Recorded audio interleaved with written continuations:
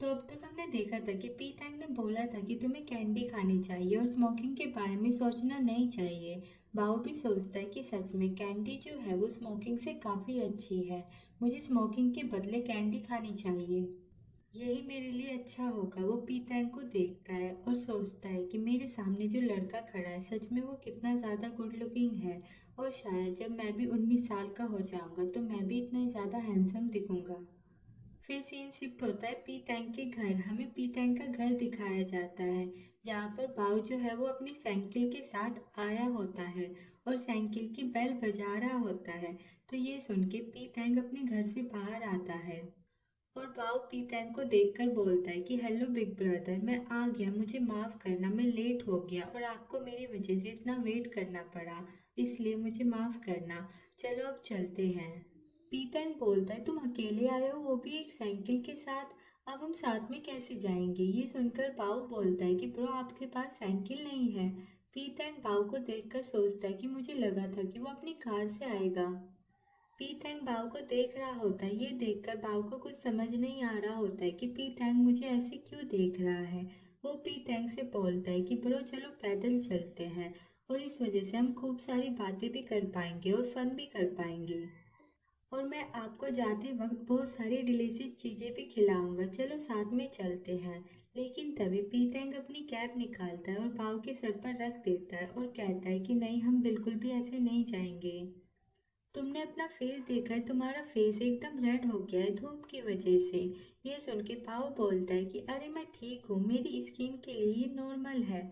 I know कि धूप की वजह से मेरा फेस रेड हो जाता है, और अगर तुम चाहते हो तो फिर मैं अपने घर जाके तुम्हारे लिए बाइक ले आऊँगा, अगर तुम्हारे पास बाइक नहीं है तो। पीतैंग ये सुनकर बोलता है कि क्या ये सही होगा। पीतैंग बाव को अपना बैग देता है और बोलता है कि इसे पकड़ो, और ये बोलकर पीतैंग वहां से जा रहा होता है।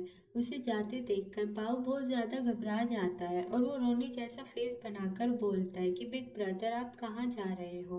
वो उसे रोकने के लिए आगे बढ़ता है, लेकिन तभी पाव का जो पैर है वो उसकी साइकिल के पैडल पर लग जाता है और वो उस वजह से गिरने वाला होता है, लेकिन पीतैंग उसे गिरने से बचा लेता है।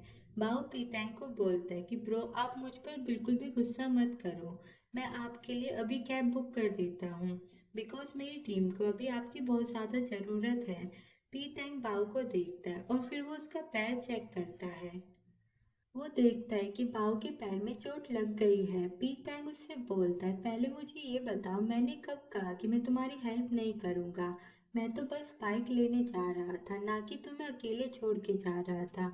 तो अब तुम यहाँ पर रहो और मेरा वेट करो, मैं बाइक लेकर आता हूँ। फिर हम देखते हैं कि पीतैंग अपनी बाइक लेकर आता है। बाव बाइक देखकर बोलता है कि वाह ये बाइक कितनी ज़्यादा कूल है। पीतैंग बाव को हेलमेट देता है और कहता है कि इसे पहनो और मेरे पीछे आकर बैठ जाओ। बाव पीतैंग के पीछे बैठता है और पीतैंग को टाइटली पकड़ लेता है और कहता है कि बिग ब्रो चलो चलते हैं। पीतैंग भाव से बोलता है कि बाइक के पीछे पकड़ने वाली चीज है उसको पकड़ो, ना कि मुझे हक करो।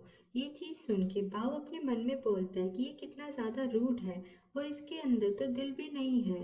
फिर हम थोड़ी देर बाद का सीन देखते हैं जहाँ पर पीतैंग मेडिकल स्टोर से बाहर आता है और उसके हाथ में दवाई होती है। वो बाव के पास जाता है और उसके पैर को देखता है। बाव बोलता है तुम ये क्या कर रहे हो, डोंट वरी, मुझे कुछ भी नहीं हुआ, मैं एकदम ही ठीक हूँ, वो बस मेरे पैर में हल्की सी चोट लगी है और कुछ नहीं, और अब हमें चलना चाहिए वरना हमें लेट हो जाएगा। पीतैंग उसकी एक भी नहीं सुनता और मेडिसिन निकालकर उसके पैर पर लगाता है। बाव पीतैंग को देख रहा होता है तो पीतैंग उससे पूछता है कि क्या हुआ, तुम्हें दर्द हो रहा है क्या। बाव बोलता है कि नहीं, ये दर्द नहीं कर रहा है और मैंने बोला था ना कि मैं एकदम ठीक हूँ। ये सुनकर पीतैंग बोलता है कि बाव अगर तुम चाहते हो कि मैं तुम्हें आइसक्रीम खिलाऊं। ये सुन के अचानक से बाव बोलता है आउच, मेरे पैर में दर्द हो रहा है। ये नौटंकी देखकर पीतैंग बोलता है अच्छा तुम तो सच में एक बच्चे हो, आइसक्रीम का नाम सुनते ही तुम्हारे पैर में दर्द शुरू हो गया, वाओ।